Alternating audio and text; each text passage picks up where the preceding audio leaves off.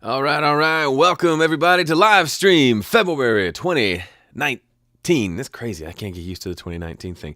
Let me know that you can see me okay and can hear me okay. Hearing's probably more important, but I see Peter Kish is here, John Wymore's here, Nate Kelms, Adam Rogers, Nadim's here, Peter Delano's here. All regular faces here. If this is your first live stream or this is the first time you're watching the playback of the live stream, welcome. We do this every month. There's a new challenge, and a few brave souls take on the challenge and submit their submissions for the rest of us to hear and listen to. And then I give away a gift card to one lucky Viper every month. $100 Sweetwater gift card just for doing the challenge. So similar to what we do over at Dueling Mixes. And yeah, so if this is your first month, super welcome to you. I am just now realizing that I didn't make a sub forum for this month's challenge, so my apologies there. I literally yesterday thought, oh no, I might have forgotten to do that. But you were all, man, look at all these submissions. Sorry, I'm just looking through the forum. You all crushed it. I'm seeing at least 2 pages worth of submissions over on the forum. So I'm going to play you my mix and show you, I've got a video that'll go up in the members area later today showing you how I mix my song, my mix of this really cool song for this month's challenge. And then we'll jump in. And so the couple of things, those of you here on the live stream, I need your help. How do you want to do this live stream? The original idea was we would just listen through to folks' mixes. And to me, it's fun to hear the differences between, you take the same tracks, but you get sometimes wildly different results. The other option is we could just do like a Q&A hangout session where we could just answer some questions for you, or you could send me stuff maybe over the chat or something to listen to and talk through that, or I can walk through my mix a little more. But there's a video of me mixing the song that'll be up in the members area. But just want to know what kind of would connect with you. What will be most valuable? If listening to the same song for an hour does not sound like fun to you, then certainly we can change things up, make this just a Q&A, or we can just hang out and talk and maybe answer some questions you've got about your studio or whatnot. So I'm going to leave that up to you. And yes, Adam, that video is going up later today. So anyway, while you're contemplating on that, I know there's a lag here. I'm going to switch over to my screen here, and I'm going to hit play and let you hear my mix that I do believe came out pretty good. Oh, the Oh Mother video. Okay, I'm not sure what that is, but we will check that out. But here we go. Here's mine, and then we'll come back and see what you guys want to do. Of course, I'm not hitting play in the right spot. Here we go.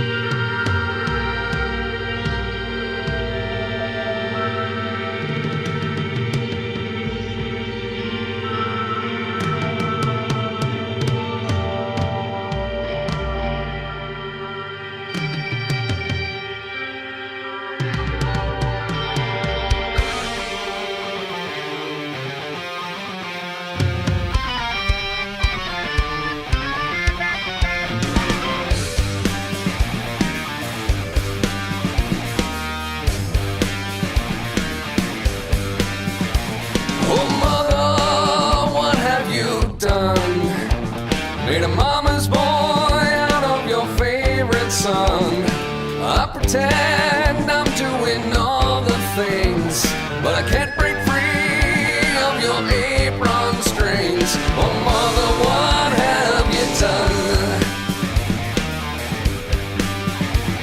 Oh father, your line was true. I've inherited your bad attitude. The more I take, the worse I get. I tell everyone they ain't seen nothing yet. Oh father, what have you done? Driven by desire to have it all, I won't lift a finger, I'd rather crawl. It may be rightly yours, but that's for now. You'll see me make it mine somehow.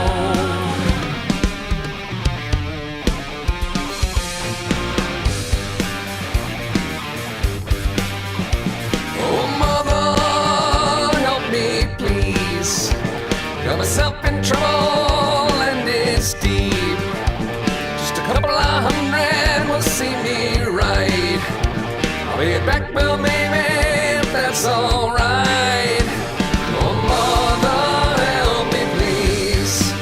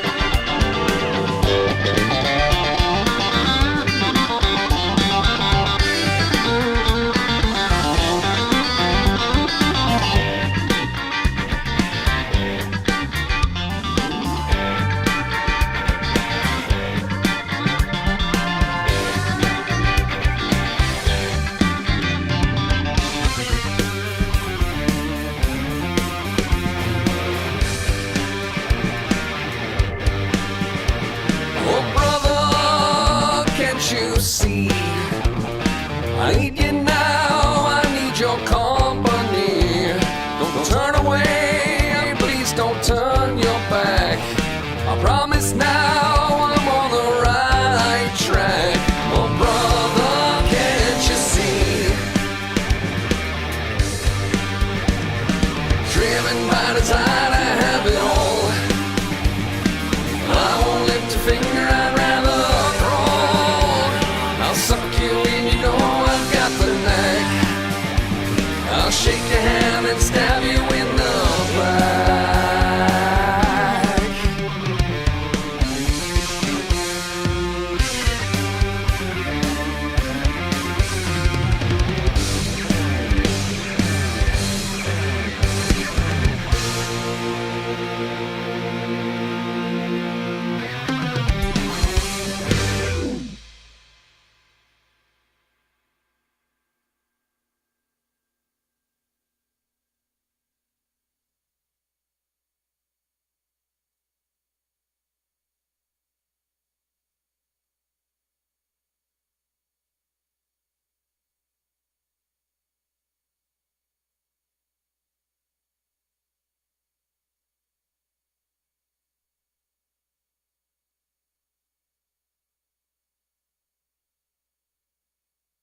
And it helps if I turn my mic on.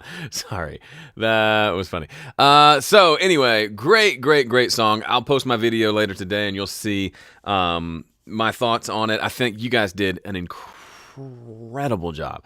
The tracks. I mean, the song essentially mixes itself because you guys got it right at the source so well. So here's what we're gonna do. We're going to pull up, you can listen to everyone's mixes over in the forum. Just go look for, if you're watching this 2 years from now, just go search for February 2019. They'll all pull up. But we're going to watch the video from Adam Rogers, who this is his song, and then there's a bajillion other Vipers, and they all video themselves. I have not seen this yet, so I am super excited to watch it. Let me see if I can open it up on its own window here so we can kind of watch it. And watching a video over the stream is a little bit lame. I get it. Obviously, you can go find Adam's post and watch it as well. But yeah, I'm excited to watch this thing. So I will flip over and we will take a watch to the video, and then let's talk about any cool any questions you might have, or let's just discuss kind of thoughts on the mix, if you did your mix, challenges, things you liked, things that were hard, and hopefully we can make this valuable for everybody. So let me switch over here and let's take a listen/watch to the official video.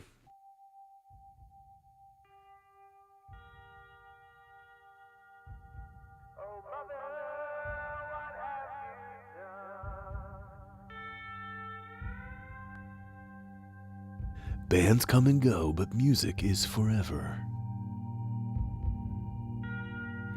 In late 2018, a group of plucky individuals joined together to recreate a song from one of Australia's... I didn't get the rest of it.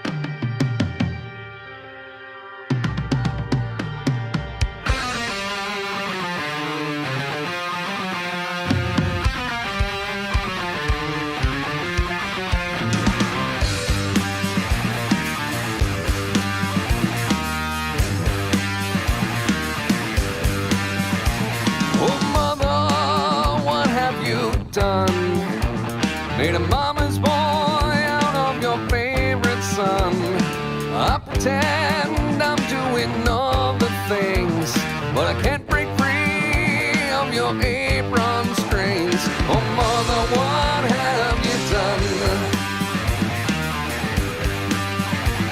Oh father, your line was true. I've inherited your bad attitude. The more I take, the worse I get.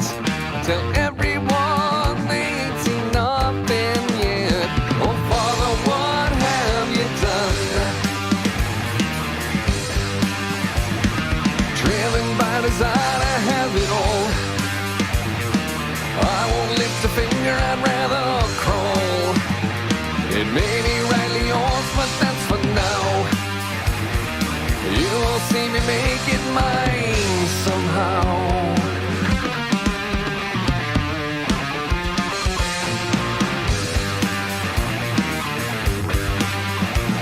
Oh mother, help me please. Got myself in trouble and it's deep. Couple of hundred will see me right. I'll pay it back, well maybe, if that's alright. Oh mother, help me please.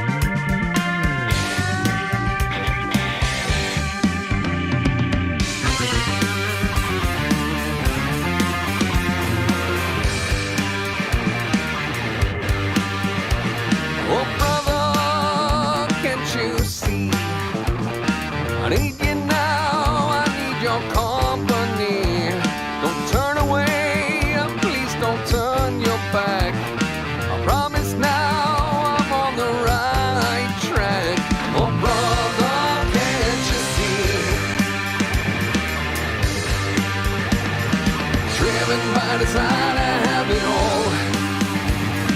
I won't lift your finger, I'd rather crawl.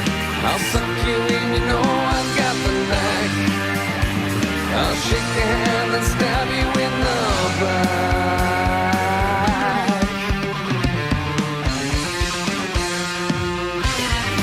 There you go.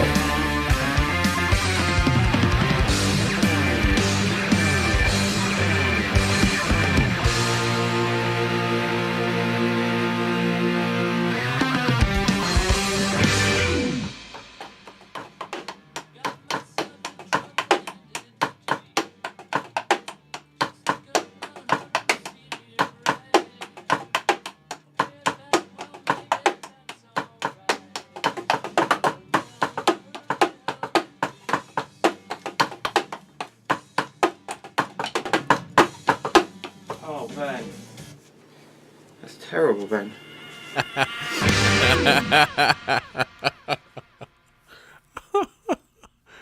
Oh, that's so funny. That's terrible, Ben. That's terrible. That's just terrible. Oh, guys, I am so proud. Like, that was just so good. I'm not just saying that. Like, I see that and I think, dadgum, these folks are crushing it. And it's funny, I didn't even know that there was a video because I hadn't seen the posts yet. So just really well done, y'all. This is, I don't know. It makes me super happy.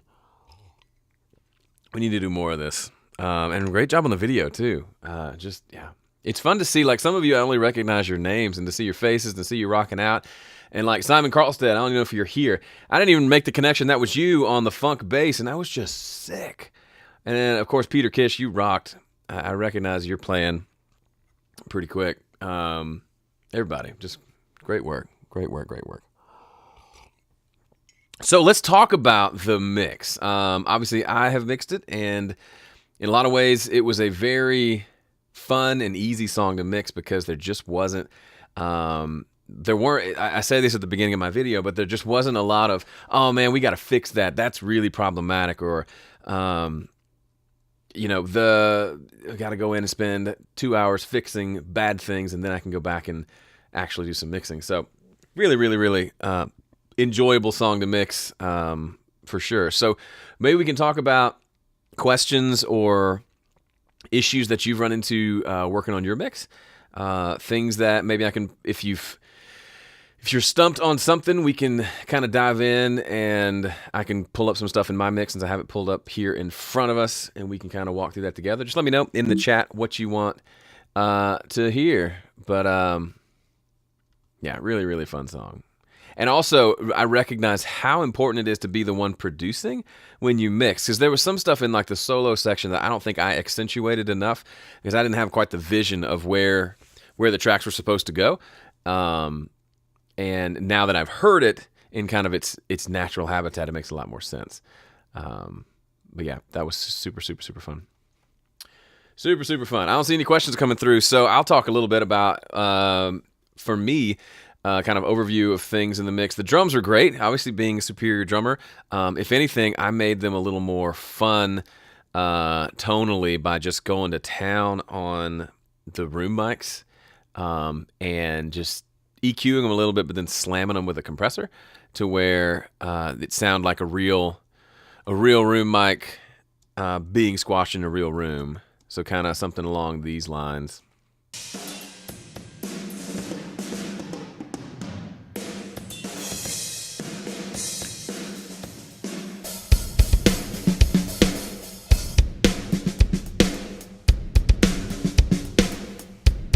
Anyway, that's fun. Peter said, I had trouble getting the snare to crack. Good old snare to crack. Let's look at what I did. So I was pretty hands-off on this mix in general. And on the drums, I didn't do much. So here's my processing. I'll see if I can get this on the screen where you can see it. Let me just hide my face for a minute.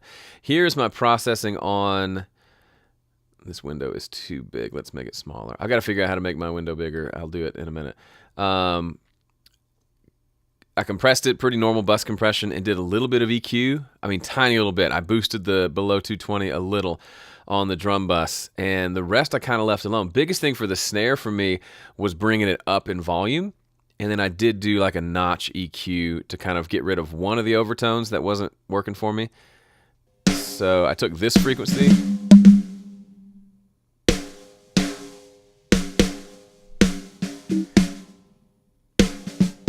So here it is without that EQ. That goo, goo, goo is just coming through a little too much, especially in the mix. Somehow. Goo, goo, goo, goo, goo, goo, goo. And it's fine. It just needs to be balanced a little more. So I just used EQ to do that. Take that one frequency down, not out entirely, just down so it's more balanced. So now, to me, that gives it a little more snap, ironically. And then just pushing it up in the mix worked. I had it down here. Somehow. You can hear the snare, especially in the rooms. It just didn't have enough snap. Actually, just pushing it up did wonders.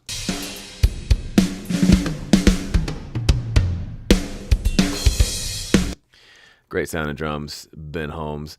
Ben said, how did you get the two bass parts to sit together? This is going to be kind of embarrassing, and you'll see in my video where the video starts with me just having had a rough balance and then going through and doing all the plug-in stuff.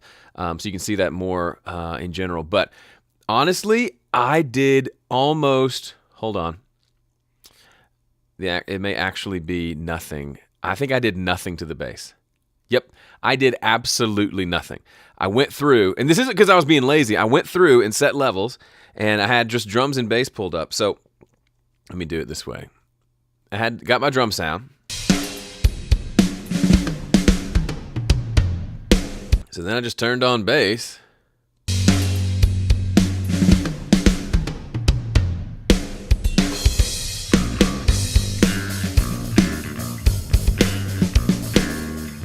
The thing is, and I think that was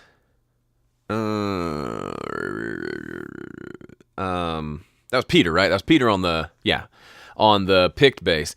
And he just recorded it with dirt on it. You know how I'm always going in and adding distortion and grit to the bass because a lot of times it's too clean?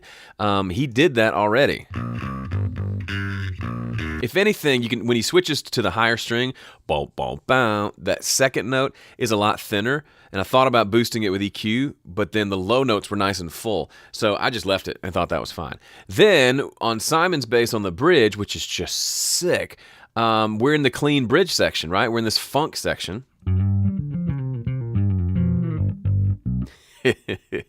The dude, I mean, I knew he could play bass, but I didn't realize he was a sick bass player.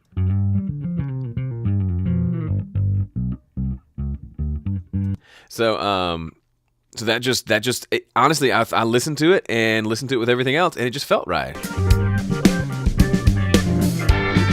On that, I didn't feel like it needed grit because it is kind of a funk bass for like a funk section, which is this real clean, big, low-end kind of muffled sort of bass sound, which is exactly the sound that he gave me. So, and unless maybe this has been processed some, maybe Adam, I don't know if you had already EQ'd and compressed them a little bit, but they just sounded good, and I didn't see the need to change things up. One thing I did do was I muted the room mics going into that funk section because it just felt more like funk for the funk section to not have this big room. So the drums go from this to this.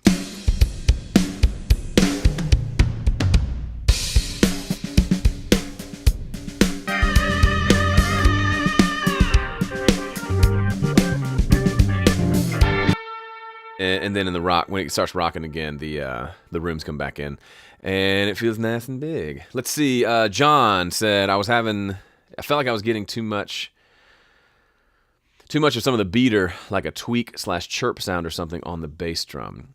Yeah, and then I was mixing a song the other day, and I didn't have enough of that snap, and it was even worse. But that, to me, again, this is the kick drum with no processing on it. It felt like it had the right amount of. I could hear that snap, and it had plenty of low end. I did boost the low end on my entire drum kit, everything below 200 hertz on that vintage EQ I showed you a minute ago. So that gave it a little more warmth on both the snare and the kick. But yeah, I felt like the kick worked pretty well. Again, this is probably where you're gonna see, you're probably gonna, some people are gonna watch this or watch my mixing video and think, oh, he cheated, he didn't do much, what a lazy bum. And while the lazy bum comment might be true, it also, in my opinion, worked better for the song. Because it already sounded good. People email me all the time, how do you mix, do you mix fake drums the same way you mix real drums? Like, do you approach it the same way? And the answer is yes, I do, except I always listen. And if it already sounds, like this already sounds kind of like the tone I go for when I have a kick drum. So I didn't feel the need to do much. I love a hands-off approach to mixing, and you can only do that when the people who recorded it have gotten it right at the source. So slow golf clap for all of you getting it right at the source, because that's a big deal. And you back the mix engineer into a corner to where this song was going to sound like this song regardless of what I did. But knowing when to leave things alone was super helpful too. Let's see. Adam says, how did you treat the B3? I didn't do much to the it's like a broken record. Didn't do much to the B3 either. I did put some EQ on it just so it wasn't muddying up the bottom end. So here's the E3. Here's the B3 by itself.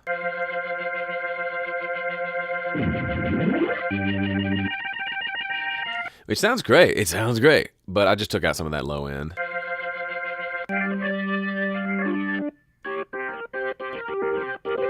Sorry, you can't even see that. Here you go.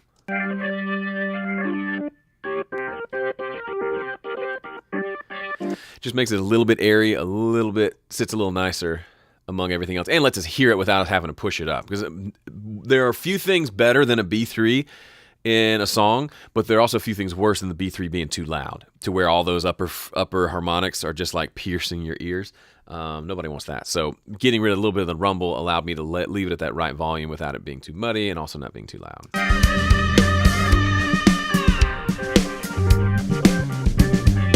And I said this in the video, but I'll say it here too. Nadim Merchant, you are a stud. I don't know if something flew out after you were done, if your neck exploded, but it was worth it, brother. Real drum or fake drums? That's correct, Ben Holmes. Fake in the sense that they end up sounding better than what you get when you record in your studio. Like seriously, it's Ben, the song we did earlier this year, the Homemade Prison song. It was, a part of me was like, dang, this was a lot easier to mix and to produce because I didn't have to go and try to make the drum sound out of a imperfect room. You just kind of, anyway. If I do my job right, you shouldn't be able to tell if they're VI drums or a good recording of a kit. Yeah, absolutely. It all has to be a great performance. The only caveat to that is the one giveaway is things like this. If I solo the snare, that's a given that it's fake drums because there's no bleed. I'm not saying there should be. That's one of the cool benefits. But also that's what I said in my video is one of the reasons I went and slammed the overheads was because by itself the kit's almost a little too clean.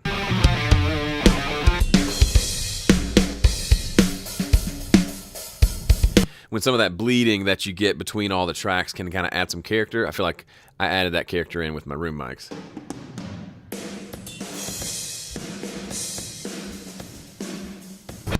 Good. Okay, so what panning did I do, Adam wants to know. Pretty straightforward.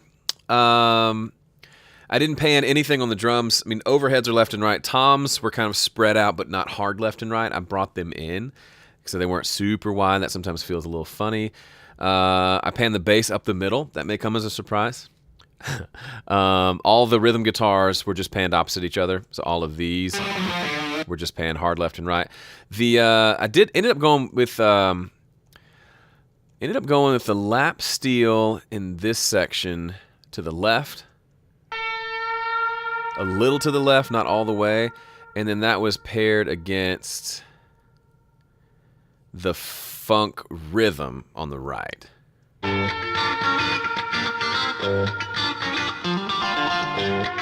And then the solo obviously comes in up the middle here, the guitar solo. The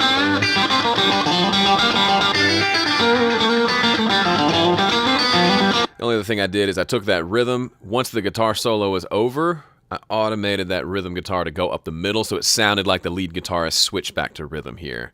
You can hear that here. So then in that section, it's not still to the right, now that we've kind of transitioned to a new section.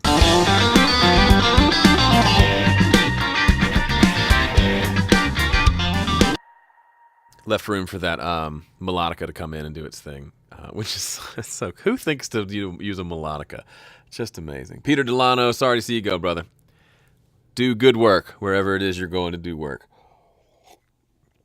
For the band, guitars, amp, or 11 rack, or a plug-in, or a mix. You're asking the band if it was. My guess is the guitars were some sort of maybe 11 rack or some sort of a digital, only because the funk ones I ended up having to do an EQ kind of like this, because there was a lot of kind of sizzle up in the top end. 11 rack, okay, there it is. Which I love the 11 rack, I love digital, but there was a little bit, if you listen to this guitar.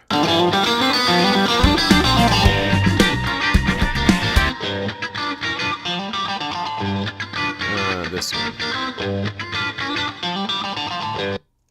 Now let me go find where the solo is actually soloing. Hold on. Here we go.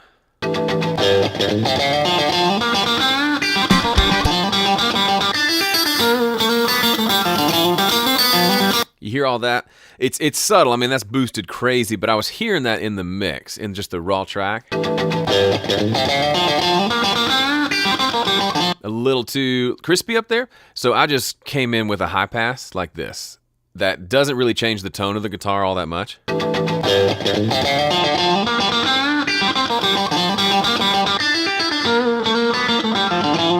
And that kind of solves that problem. Nate says, anyone have an issue with high-pitched tone on the distorted guitars? Yeah, this is kind of what I'm talking about. At least on these two, the funk guitars, I heard it more.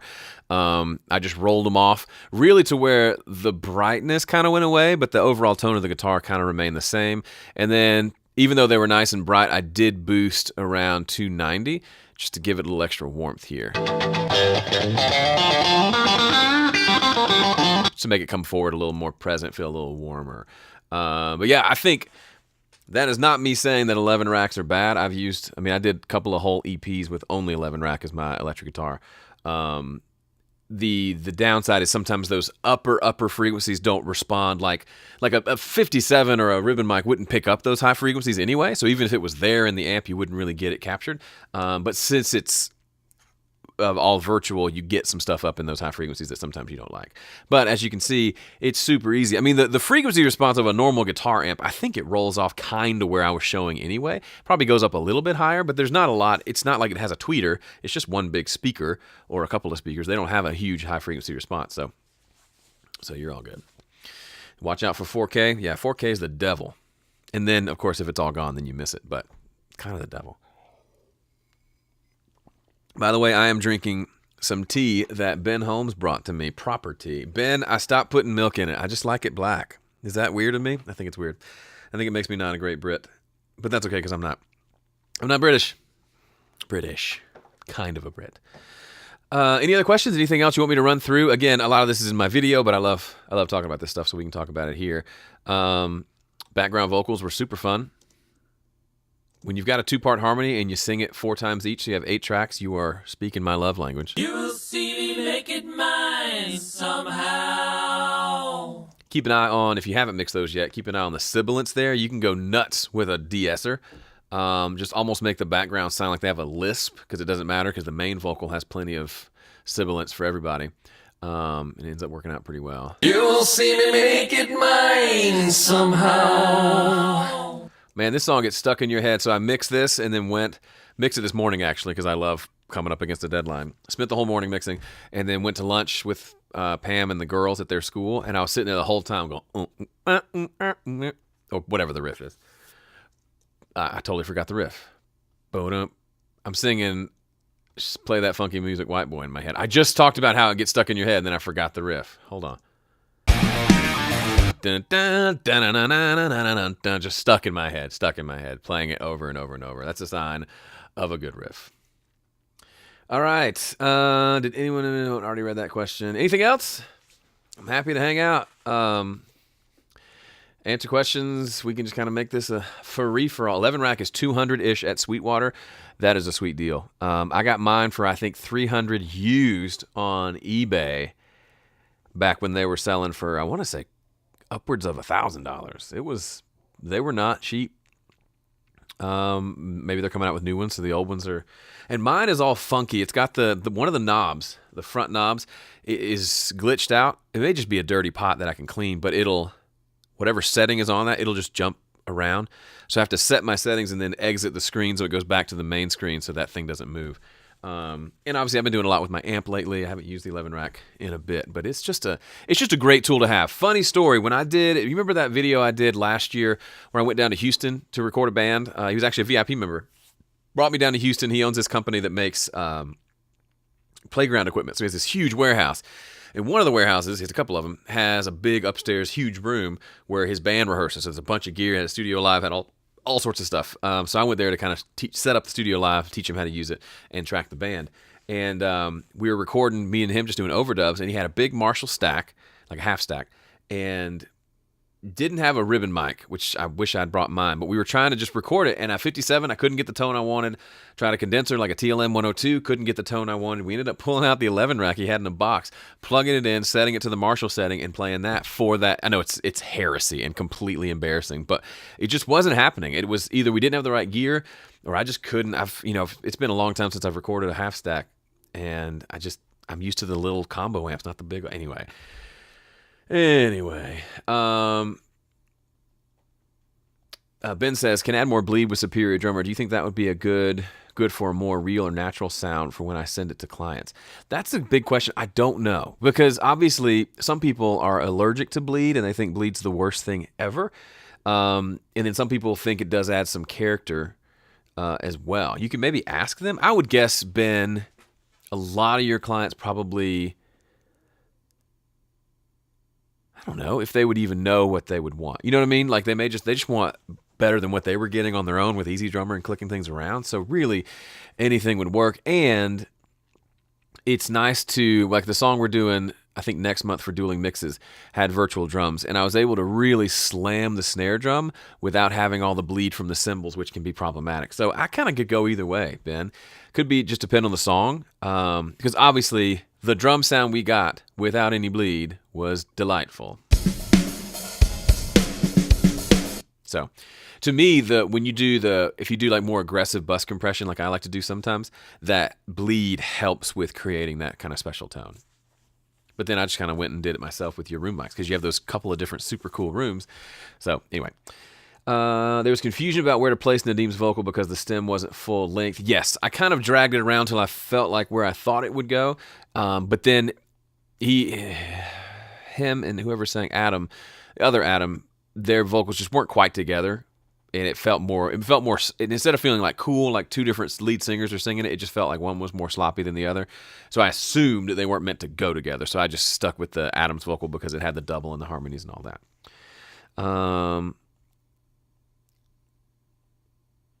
Maybe play one of those.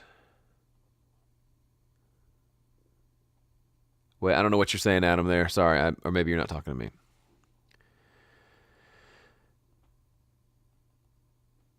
They usually have virtual drums, so I had the human feel anyway. Yeah, I mean, the thing is, like, the people I've talked to that have gotten to hire you, Ben, or when they get Tim Horsley, like, the big thing is they don't think like drummers, so the parts they're coming up with aren't going to be drummer parts. Anyway.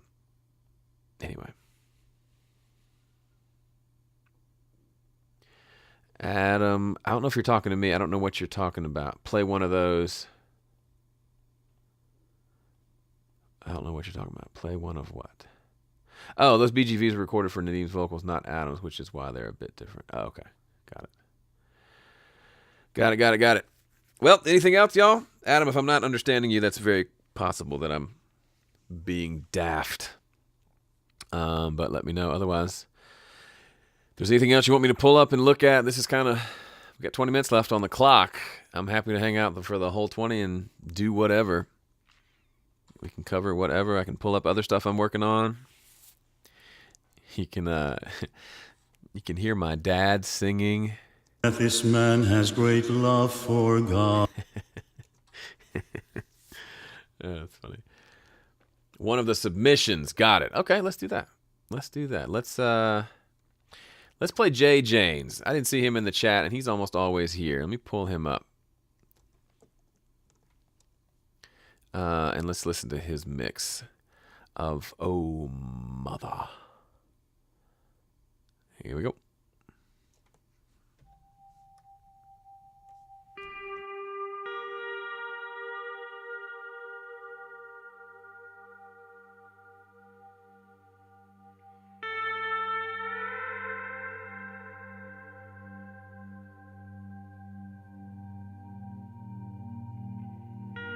Oh, mother, what have you done? Made a mama's boy out of your favorite son. I pretend I'm doing other things, but I can't break free of your apron string. Oh, mother, what have you done? Oh, father, your line was true. I've inherited your bad attitude. The more I take, the worse I get.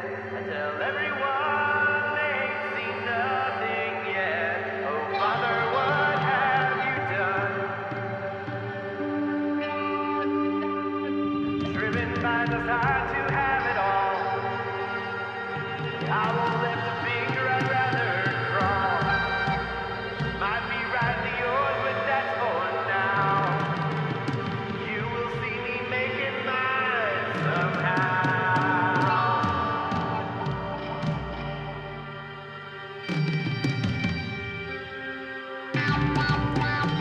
Oh, mother, help me, please. Got myself in trouble and it's deep. Just a couple of hundred will see me right. I'll pay it back, well, maybe, if that's alright. Oh, mother, what have you done?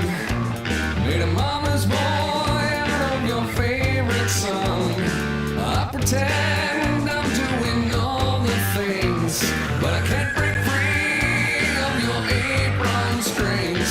Oh, mother, what have you done? Oh, father, your line was true. I've inherited your bad attitude. The more I take, the worse I get. I tell everyone they ain't seen nothing yet. Oh, Father, what have you done? Driven by desire to have it all. I won't lift a finger, I'd rather crawl. It might be rightly yours, but that's for now. You'll see me making mine somehow.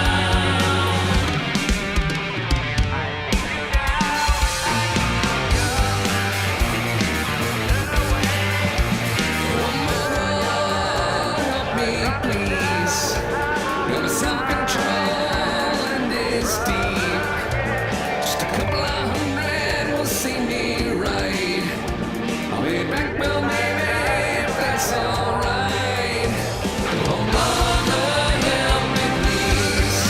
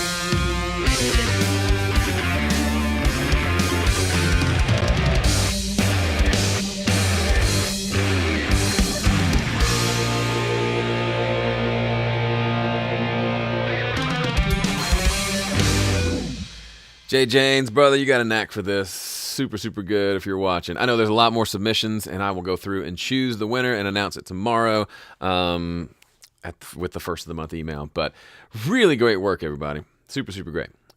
John says, Nate says, are you still using your print track method? No. It just got annoying after a while to keep printing it down. I probably will still render in real time once the thing is finally done, but rendering to a track just got annoying to have it set up, and the couple of different ways that Studio One works, it took a few clicks. If I'm doing a recording session, I had to disable a couple of settings that would make that not work, and then when I was mixing, I had to go turn the settings back on. It just got annoying, and there wasn't a huge benefit. It's one of those things you get in a mode, and you're like, I want to render to a print to a track. So I did that for a few months, and then kind of got away from it, which sounds a lot like real life. John says, how's the EP coming? It's good. Tomorrow I will be finishing it, because tomorrow is the 10th day of this 10-day EP challenge thing, which if you haven't been a part of 10-day EP, I'll be opening that back up here soon, so you can kind of go through the process with me. But it's been super fun. Been super, super, super fun to work on. I'm going to have to it's going to be like an all-day, possibly all-nighter to finish. I still got to tune some vocals and finish up the mixes and also master. So it's going to be a challenge. And also, it's just a very big variety of songs. There's big and heavy and Foo Fighters, and then there's kind of acoustic rock, and then there's like country, and then there's like chill, and then there's like really soft piano ballad. And that's the 5 songs. So, yeah, we'll see. We will see. Ben says, make sure you all let me know when you release stuff so I can add them to the Spotify/Apple playlists. Ben Holmes is rocking the Viper, both playing drums on everybody's projects, and also he set up a playlist for VIP members. So stuff that you release that actually gets put out in the world, he puts on a playlist so we can all listen to it. I'm subscribed. You should subscribe. He does it both in Apple Music and Spotify, which is delightful. I love it. I love the way we, meaning you, Vipers, are making music. It's honestly, talking so much about making music and releasing music, honestly, is kind of bad for business. For me, people don't want to hear that. Those kind of videos and that kind of content doesn't tend to produce a lot of good results, but it's kind of the truth. It's the right thing. And you guys are proof of that. So anyway, just wanted to say that. All right, we'll wrap up this coaching call, whatever we're going to call this thing, the live stream, a little bit early. And looking forward to making more music with you and doing a new challenge with you next month. So thanks again for being a Viper. I love y'all, and I will see you on the flippity flip. Later.